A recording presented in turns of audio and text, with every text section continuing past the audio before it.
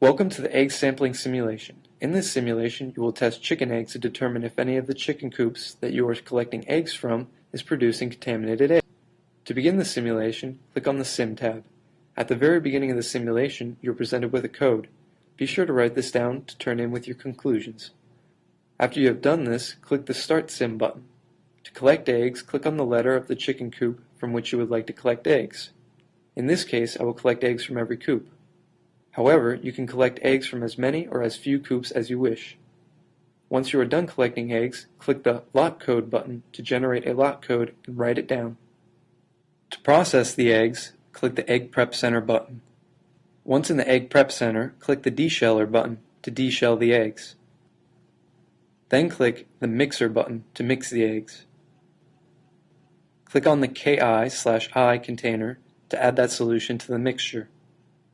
Drag the tray into the incubator and click Start. After the timer has finished counting down and the tray has been taken out of the incubator, click and drag the pH meter to the tray to measure the pH level.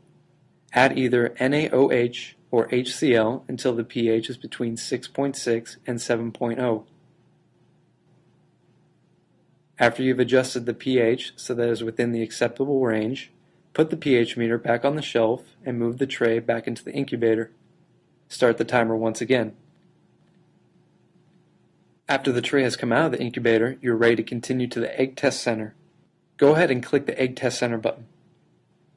Once you arrive in the Egg Test Center, click on the bottles on the shelf to add the test reagents to the test tubes. After you have added the test reagents to all of the test tubes, click the Results button to run the tests. Then click the Egg Test Database button to interpret your results.